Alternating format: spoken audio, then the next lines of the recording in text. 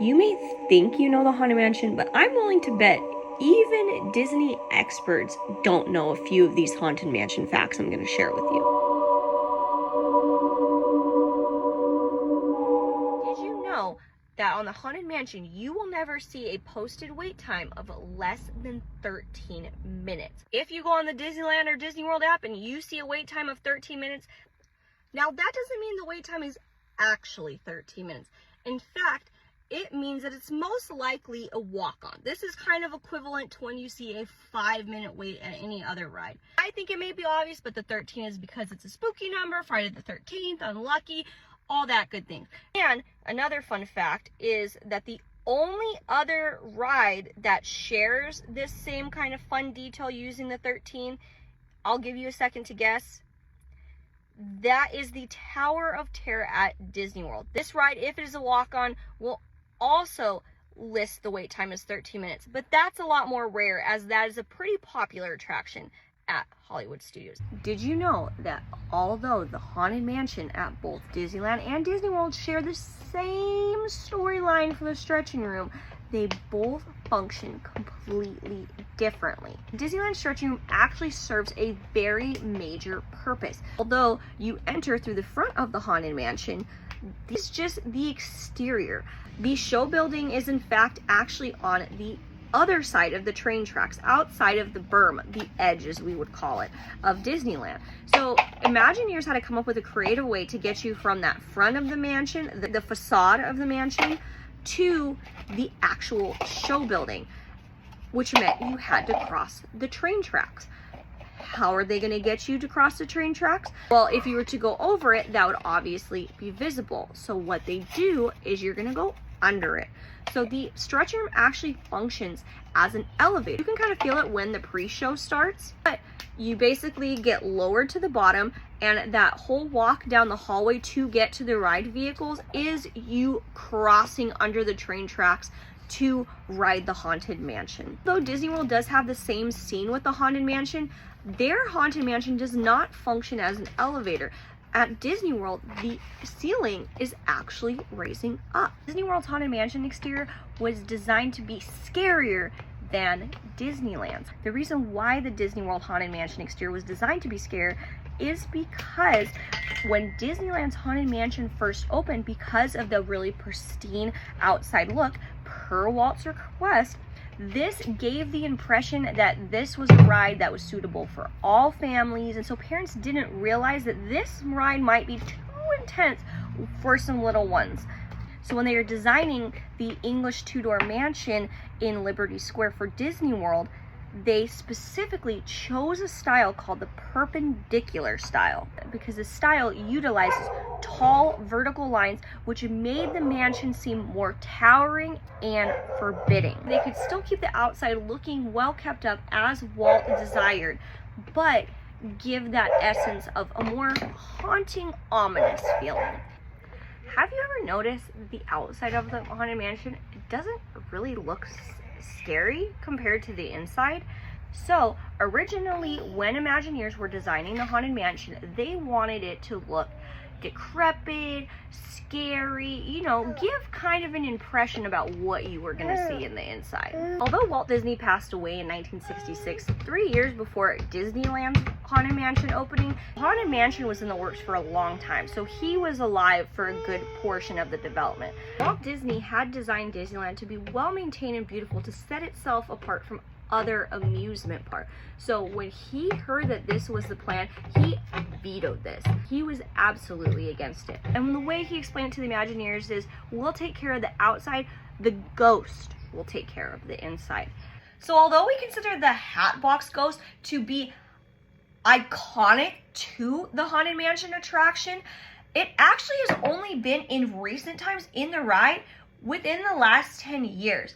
But in fact, it was there the opening day of the ride at Disneyland. So originally, this effect of the Hatbox Ghost, where his head transitions from with the top hat on into the box, was included in the original version of the ride on opening day at Disneyland.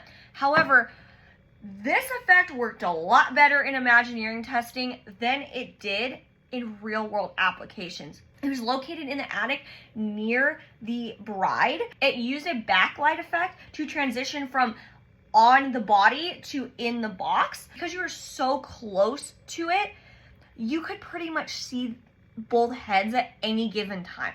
It wasn't a seamless transition. So after a few months, they axed this from the attraction, and we did not get it back till Disneyland's 60th anniversary in 2015, and subsequently later, I believe in 2023, to Disney World's Haunted Mansion. Haunted Mansion is the only attraction where either it or its counterpart is located in a different land in every single park that it's in. So starting off with Disneyland New Orleans Square, that was the original. You have the antebellum style mansion. But for Disney World, they were not slated to have a New Orleans Square. They developed Liberty Square, which gave way to a different style architecture of the Haunted Mansion. Once Tokyo was being developed, they used the same style, but however, their Haunted Mansion is located in Fantasyland. This is because in Japan, ghosts are more associated with like fairy tales and less like history. So that's why their Haunted Mansion, although it looks pretty similar to Disney World's, is located in Fantasyland.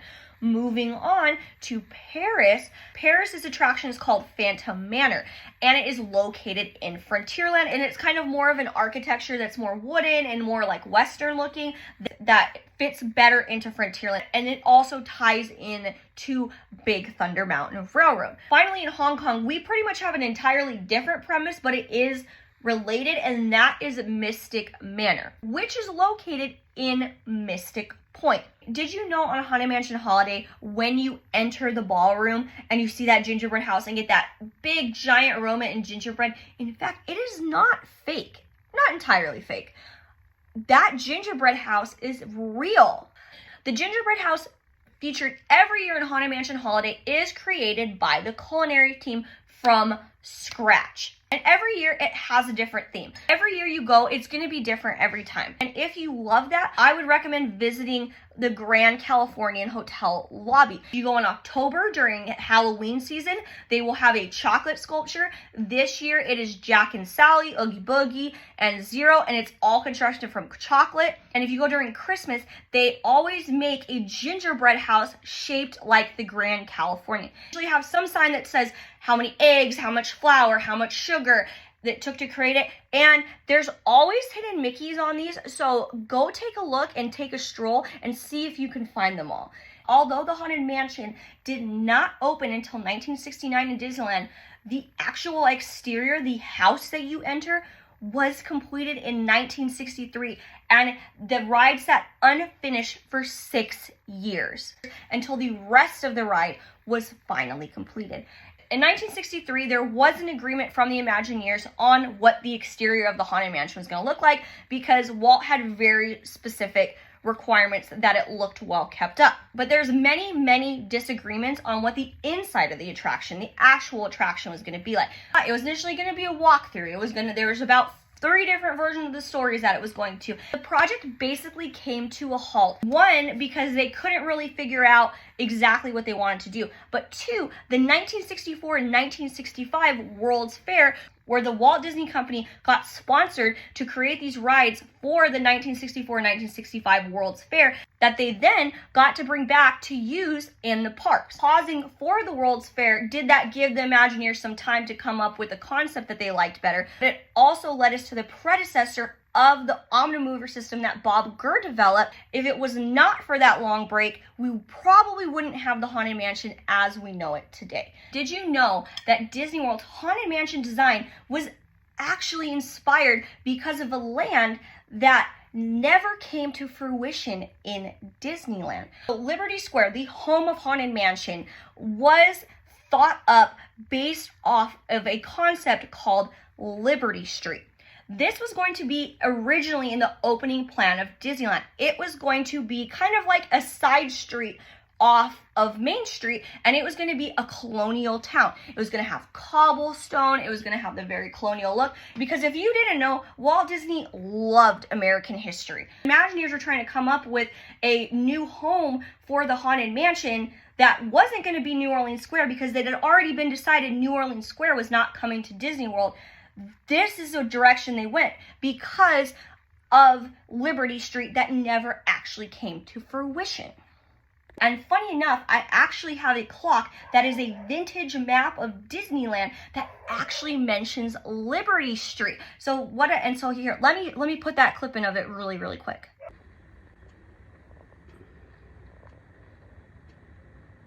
You're never gonna see Haunted Mansion Holiday come to Disney World. Although Disney World locals wish that they could get that Haunted Mansion Holiday, Nightmare Before Christmas themed mansion, there are a couple good reasons why that's not going to happen. And I'll tell you the exact reasons, but the premise is that we have to remember that Disneyland is primarily people who are local to the Disneyland area and are able to visit more often, where Disney World is a major tourist destination. Particularly, the Magic Kingdom is the most visited theme park in the entire world. So for a lot of people, this is probably their once-in-a-lifetime trip. Two reasons you're never going to see Nightmare Before Christmas, Haunted Mansion Holiday in Disney World. One, it takes a really long time to set this up. They basically overhaul the entire mansion. And I want to say it's like closed 3 weeks to a month for the setup and teardown. That could be about 6 weeks to 2 months that this ride is closed down. So if you have people visiting and this is their one visit and they can't go on because of a holiday overlay, they're not going to be very happy about it. The other thing is because, again, this is people's once in a lifetime experience to experience Haunted Mansion. And when you think of Haunted Mansion, you are thinking of the classic characters, the Bride, the Hatbox Ghost, all the grimming ghosts. If you happen to be visiting during the holiday season, if you don't get to experience the Haunted Mansion, its primary version, you're probably going to be a little bit disappointed. I equate this to the castle. So there were some flubs that they made with the castle at one point. One was the 25th anniversary, where they basically made the castle look like a giant inflatable cake. So some people's once in a lifetime picture in front of the castle was this really tacky looking cake. Or even worse, some people having their wedding in front of the castle, and that's the castle that you get. The other time they did this was for promo for the original Lilo and Stitch movie, so where they toilet papered Cinderella's castle, and for one day only, but that could have been some people's one day going to Magic Kingdom, taking their picture in front of the castle, and it's covered in toilet paper. That's why, unfortunately, if you are a Disney World local, you're going to have to go to Disneyland if you want to experience Haunted Mansion Holiday. The Haunted Mansion was thought up as a concept even before Disneyland ever opened.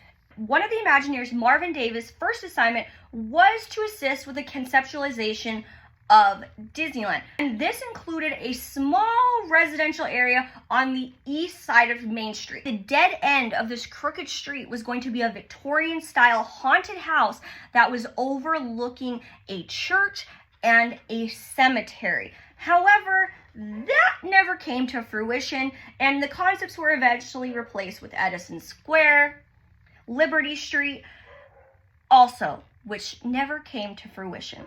And so it was tabled until 1957, when Walt Disney brought up this haunted house concept to Ken Anderson. In Disneyland Paris, their version of the Haunted Mansion, Phantom Manor, actually has a backstory that Imagineers intentionally tied directly to Big Thunder Mountain in Disneyland Paris. The owner of the manor, Phantom Manor, was Henry Ravenswood, a wealthy mining mogul who struck it rich from mining Big Thunder Mountain. He founded Thunder Mesa, the town where both Big Thunder Mountain and the Phantom Manor reside. He had a daughter named Melanie, who was engaged. Her fiance would mysteriously die. And the story goes that basically the Phantom, her father, cursed her so she could not marry and leave him to be trapped in this mansion. And she would be left devastated. And the other half of that legend is Big Thunder Mountain. in which Henry Ravenswood, all of his development and the mining angered the spirits of Big Thunder Mountain, and they cursed the area forever. That eventually an earthquake struck Thunder Mesa and devastated the town. Now there are runaway mine carts, which is where we get Big Thunder Mountain Railroad. Essentially, possessed runaway mine trains exist because of the angry spirits.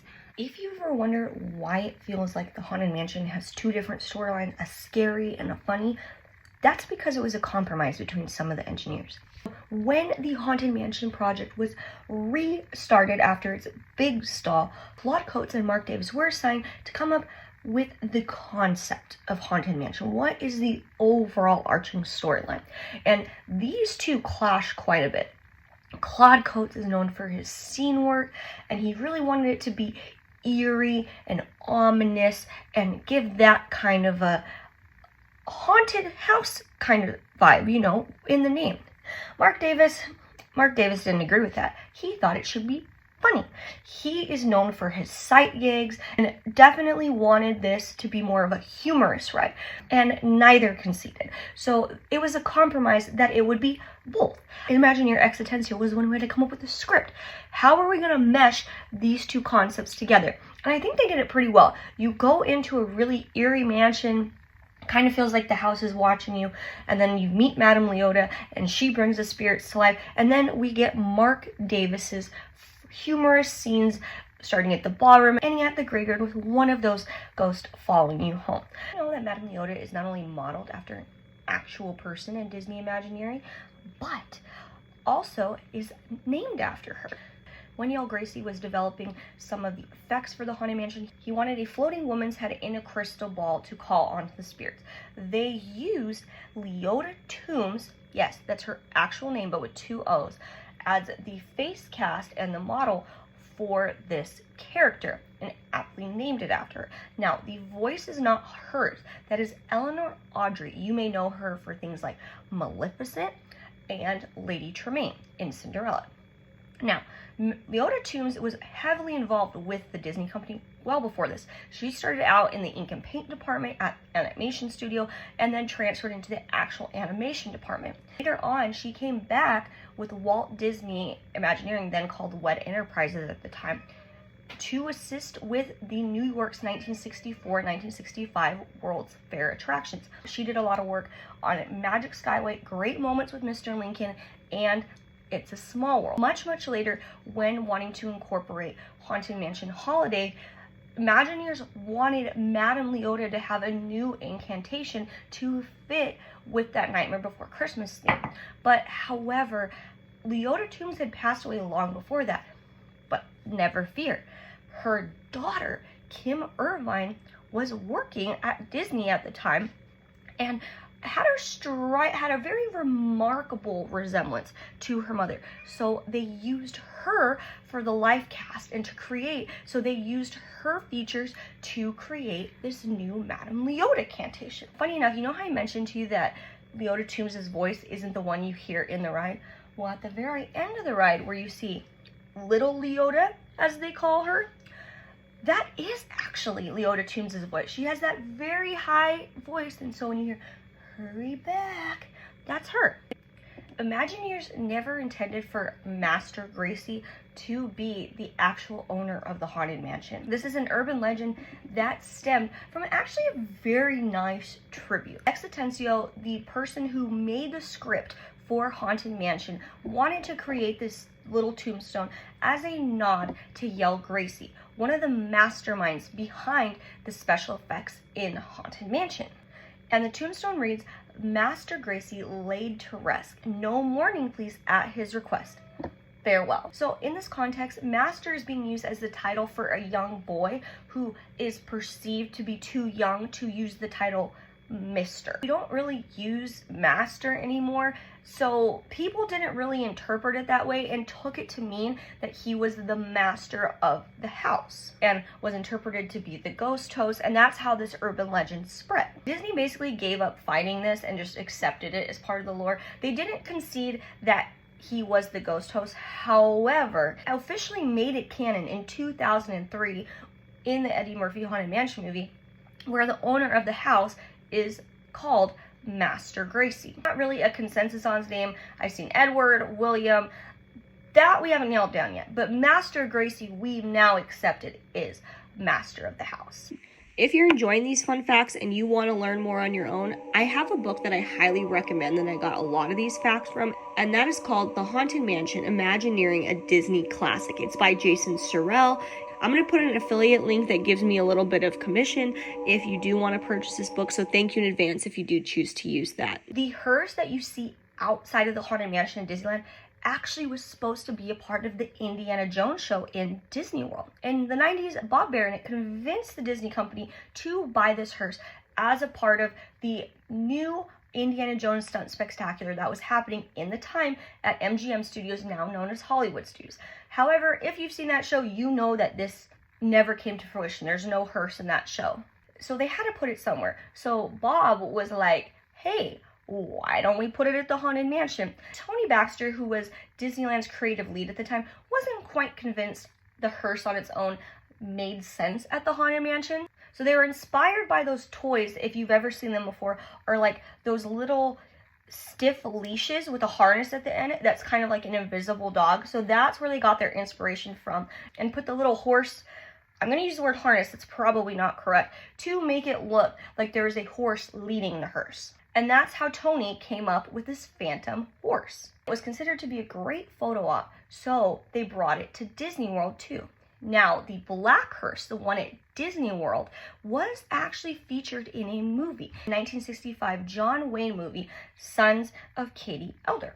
There's actually a very good cultural reason why Disneyland Hong Kong got a completely different concept than the Haunted Mansion.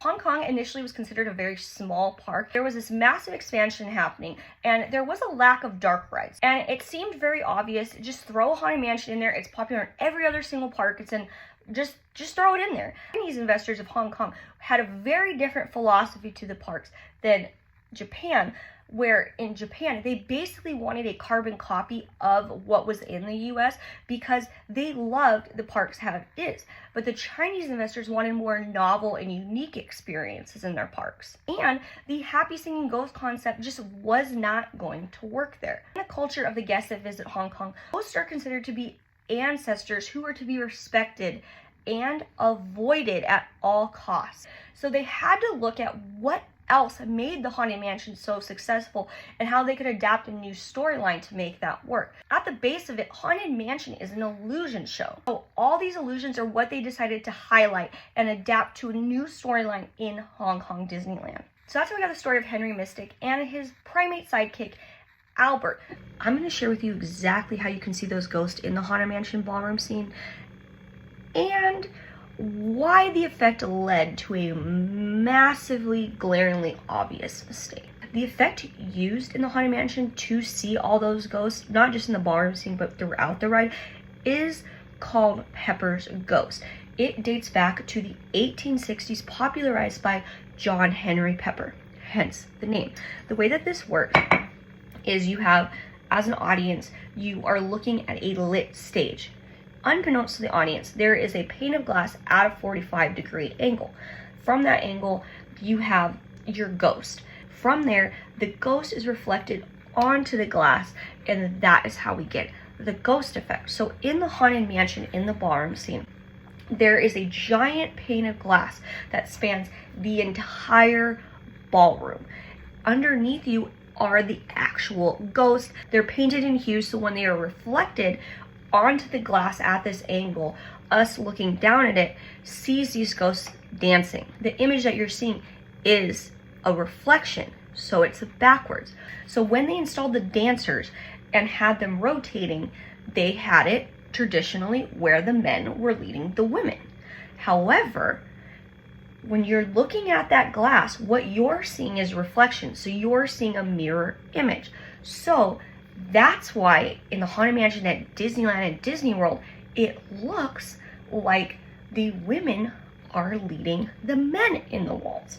It did get fixed in Phantom Manor, but they have left it at Disneyland and Disney World, I think, as a nod to this. Obviously, this effect is used throughout the ballroom. It's used in the graveyard. It's used for the hitchhiking ghost. Another ride that this effect is used on that you may have not thought of is actually Pinocchio's Daring Journey. This is how we get the blue fairy. They designed Phantom Manor in Disneyland Paris to be much scarier, to cater to that European audience. And one of the ways they did this was the very last scene where the ghosts follow you home, and they just made a simple switch to make it much more scary. How we know it domestically with the hitchhiking ghosts is that they're following you home, but they're all very cheerful. They don't come off very scary. When you look at the mirror, you see the hitchhiking ghosts, but obviously if you look right next to you, you know they're not there. You can't see them there. So they did this a little bit differently in Disneyland Paris. They wanted this scene to basically be a last-ditch effort for the Phantom to try to recruit you to stay at the Phantom Manor, where Melanie Ravenswood, the bride, saves you at the end of it. And so what they did was they actually made the Phantom appear above the doom buggy, because while you're sitting in the doom buggy, if he's above the doom buggy that's concave, you're not going to be able to see him even if he was there. He's actually up there, maybe he's not. A little bit scarier that way. It was such a small tweak that does lend itself to be much scarier on this ride. If you've ever wondered how they make those cobwebs in the Haunted Mansion, I'm going to tell you right now. You'll see these cobwebs in the attic, definitely in the queue when you're getting ready to load into your doom buggy. So simple to create these, and in fact, actually as a guest, you have a part in creating these as well. Let me explain. The way that they make these is actually with a hot glue gun that is attached to an air compressor. So basically they dispense the hot glue with the air compressor and it goes all over the place. It kind of ends up spraying like silly string. So this is how they do it to get that kind of like haphazard placement. And then over time, dust and other things settle onto this to give it more of that cobweb look. And when I say other things, I mean things like your skin cells that you are shedding as you are walking through this attraction just as a part of your normal day life. That then sticks to this hot glue, and so you are contributing to the Haunted Mansion in that way. So congrats on being a part of the Haunted Mansion. Over time, the webs stop looking so good, so they have to redo them, but it's pretty easy to just go back and do more. They also use this effect on the Tower of Terror. You'll see this a lot, especially in the lobby area of the hotel. It's everywhere. When I was little, the endless hallway effect in the Haunted Mansion like blew my mind, and now I know how it works, so I'm going to share it with you. You go by this pretty early on in the Haunted Mansion, and it looks to be a candelabra floating in an endless looking hallway. Candelabra is just on wires. That's pretty simple. There's also some forced perspective used to make the hallway look like it is going on and on forever.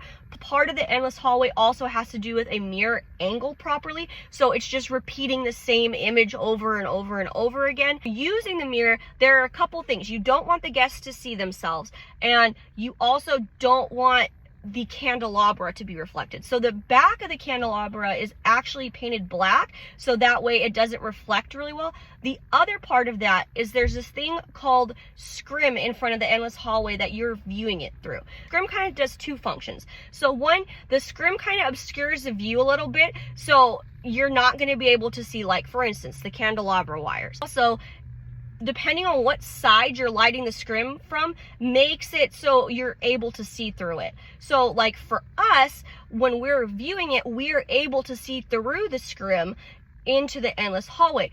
But as I mentioned, it's a mirror, but the way that the mirror is, if you were actually like standing near the candelabra in the hallway, you wouldn't be able to see back. So this is how they obscure the guest from being able to see it.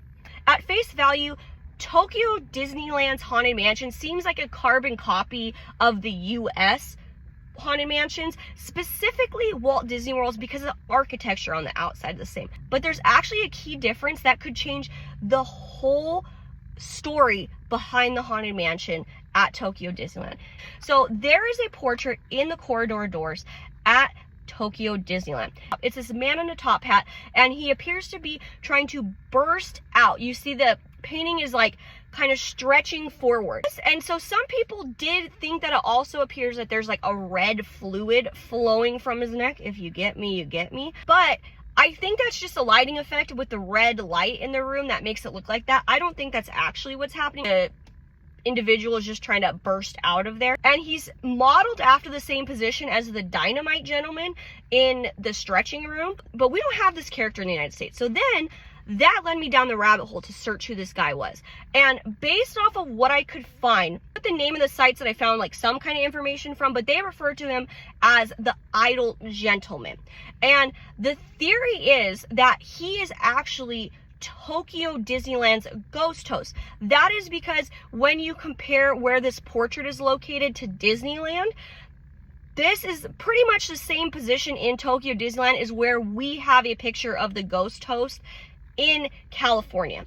So that gave us the theory, okay, this is Tokyo's ghost host. The theory is in Disneyland that Master Gracey is the ghost host. Not confirmed by Disney, but that's the theory. Applying the same theory to Tokyo Disneyland, they, in their family plot, like they have at all the other ones, has someone named Mr. West. And Mr. West has the same tombstone message as Master Grace. No mourning per his request. So the exact same wording on the tombstone as Master Gracey's. So applying that one-to-one, we are assuming the ghost host in Tokyo Disneyland is Mr. West, which is similar to the story of Master Gracey. I couldn't find anything else about Mr. West. I thought that was a really fun theory, especially because there's not a lot of information specifically about the gentleman in this portrait. You know the ghost host voice, the welcome foolish mortals. But did you realize that you've heard that same person's voice in multiple attractions? The voice that you hear as the ghost host is none other than Paul Frees. And although he passed away in 1986, they have continued to use those original recordings, sometimes remastered, across all the versions of the Haunted Mansion in the world. He was known as the man of 1,000 voices because he could do so many different versions. In terms of rides on Pirates of the Caribbean, the dead men have no tails, that's him. As well as even in early versions of the Matterhorn, he was the Yeti. They slowed down like low screams to get that Yeti voice. Also Hall of Presidents in Disney World and great moments with Mr. Lincoln in Disneyland. But not only in the parks, he also voiced things outside of that. For about my age, you may remember Professor Ludwig von Drake or Boris from Rocky and Bullwinkle. Or my favorite one from those old like claymation Christmas movies, he was the Burgermeister Meisterburger from Santa Claus is Coming to Town. A lot of people think that one of the singing busts in the graveyard scene in the Haunted Mansion is Walt Disney, but it's not. It's actually somebody that you might be familiar with. That deep bass voice and that bust that people think resembles Walt Disney is actually Thurl Ravenscroft. And for the Haunted Mansion bust, they actually used the life cast of the actual singers. So it's not Walt Disney, it is actually him. The thing that he's most famous for is playing Tony the Tiger from the Frosted Flakes commercials. However, he's also been featured in other Disney rides. He sang parts in Pirates of the Caribbean, Yo-Ho Yo-Ho. In the Enchanted Tiki Room, he played Fritz. And in Country Bear Jamboree, he played Buff, which is the bison head on the wall. You know those busts in the Haunted Mansion that follow you wherever you move? Well, that effect was actually discovered by accident. Yale Gracey and Rolly Crump were the geniuses behind the effects in the Haunted Mansion, and they discovered this by accident one day. They basically had like a mask of Abraham Lincoln, and so they noticed when you would go back and forth, it looked like Lincoln was following you, and that's how they created this effect. So basically the way that this works is these busts are essentially like the backside of a mask. You have your flat surface and they are cut into the surface to build out the bust. Painted black to limit any sort of shadows, and the way that they have the light illuminating it, concave, when you move, you could still see that back of it, so those eyes always look like they're following you. There's actually a planned spin-off attraction of the Haunted Mansion, but that never came to fruition. But don't worry, we still got some of those elements in the Haunted Mansion. Rolly Crump, when he was coming up with some ideas and tricks for the Haunted Mansion, presented Walt Disney with a bunch of drawings. and they were unique, to say the least. There was some very interesting things in here, and Walt Disney was like, you know, I don't really think these are gonna fit in the Haunted Mansion, but you know what? We're gonna make another attraction. It's gonna be called the Museum of the Weird. Unfortunately, at the time, with Walt's passing and everything going on, Rolly Crump's creative characters he came up with weren't gonna have their own place in the Museum of the Weird. However, there are some things that are in the Haunted Mansion. You have the chair with a face that you see near the endless hallway, that's still there. The clock with 13 hours is still on there. And there's one that had gotten added more recently, I want to say, and that is the Candlestick Man. And you will find him in the attic scene. He's just really small, he's not very big, and if you've seen him, you may not understand why he's there, but it is a nod to Rolly Crump, who passed in 2023. When you've ridden the Haunted Mansion, you've probably seen ravens scattered throughout the ride. And that is because the raven was originally going to be the narrator of the ride before the ghost host. So the raven appears throughout the ride. In both Disneyland and Disney World, we see him in the conservatory at first. And in Disney World, you will see him in the seance room, whereas in Disneyland, you will see him in the Grand Hall perched on top of the organ. Then as you are being thrown from the attic going down, you will see him perched atop of a tree, and at the very end, right before the hitchhiking ghost. And originally, Exitencio had planned for him to narrate. However, it seemed kind of weird and didn't give enough emotion to have like I think in the script I saw Tony Baxter was like, caw, caw, and then insert spooky saying here, and it just didn't give the same vibe that a human voice could give. So that idea was scrapped. They still left the raven in there as a nod to this idea. In all initial designs of the Haunted Mansion, it was going to be a walkthrough attraction, but the 1964-1965 World's Fair changed everything. Originally, the concept of Haunted Mansion was to be a walkthrough. You would have a butler guiding you through the attraction. He would take you into a room and all the effects would happen. He'd point out some things, end scene, and you would be taken to the next room, allowing time for that room to reset the effects before the next group would come in.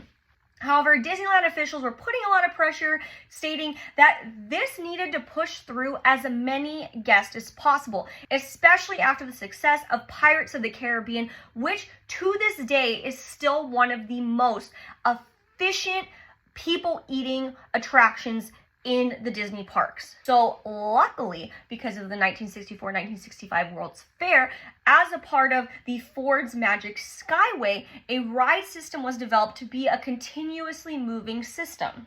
And this was the predecessor to what would become the Omnimover system. And the story goes that John Hench and Bob Gurr were in John's office, in which he had a fake plastic apple on his desk. So Bob picks up the apple, holds it by the stem, and spins it around. Bob Gurr said, I need to make a ride that's on a continuous chain that can rotate 360 degrees like this apple. And that is how we got the Omnimover system. This way, they could spin the guests in whichever direction they wanted to make you look at what they wanted you to see. And this would be an endless stream of constant guests loading and unloading.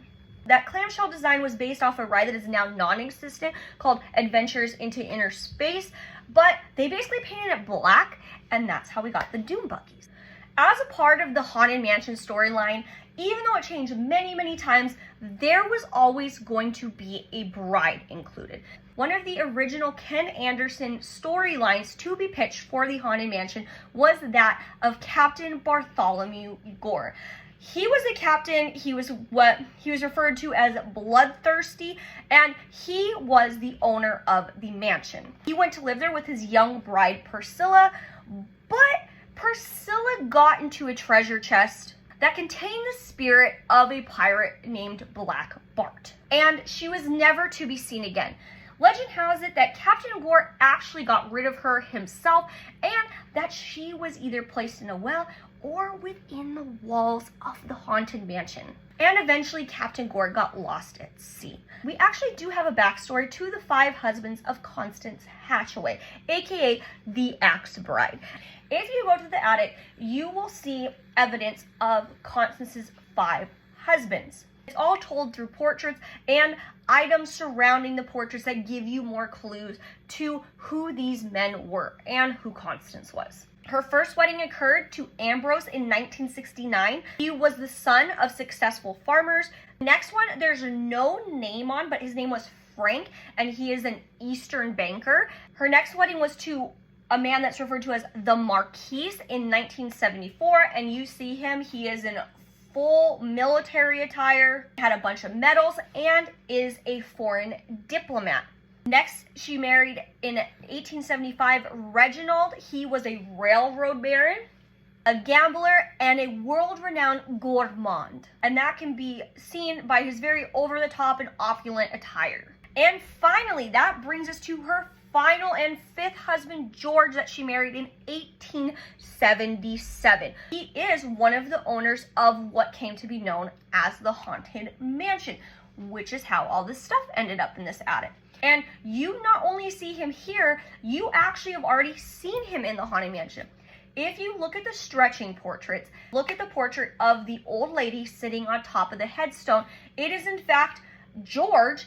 That is that little bust at the bottom with an axe in his head, because that is her tool of choice when she's getting rid of them, as evidenced by the heads disappearing in each of the portraits. You also see with George that he has the most ornate kind of gifts, not only from just being wealthy, but also his exotic world travels.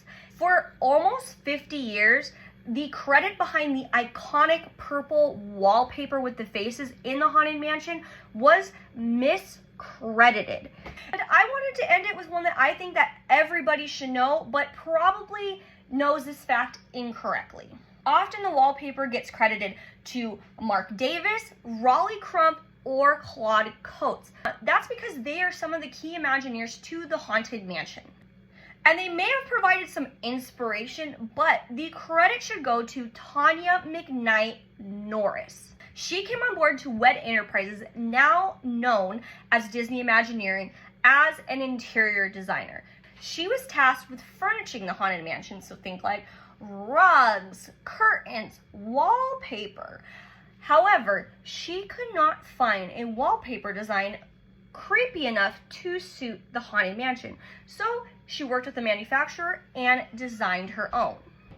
Even in interviews, she has said normally everything in WED Enterprises was a collaboration. Rarely was there one person working on something, which is why it was so special to her that she could call this design her own. It's possible the other Imagineers had some inspiration. For instance, a lot of people attribute Rolly Crump's drawing of this like plant with a face to the wallpaper, but Tanya attests that this was her own design. Even a book that I've gotten most of my Haunted Mansion fun facts from didn't credit Tanya at all in this, and that was from 2015. But as of recently, it seems like Disney has been backing this up. Even as recently as this month, October 2025, on the Disney Imagineering YouTube channel, they did a whole episode about the Haunted Mansion, and where they interviewed her, and she said that she designed this wallpaper, which is where I learned about this fact. And I've even seen interviews on Disney social media platforms, even from a couple years ago, stating the same thing. So it seems like Disney is now backing up this story. Although even on a lot of Disney platforms like D23.com, they are crediting Rolly Crump and Marc Davis still. I want to give Tanya her flowers for this, because the Haunted Mansion wallpaper is so iconic. It's used in, I would like to say, the majority of Haunted Mansion merchandise. And so I think we need to give credit where credit is due. If you enjoyed these Haunted Mansion fun facts, don't forget to click the subscribe button and let me know down below what topic you would like to see more Disney park fun facts on.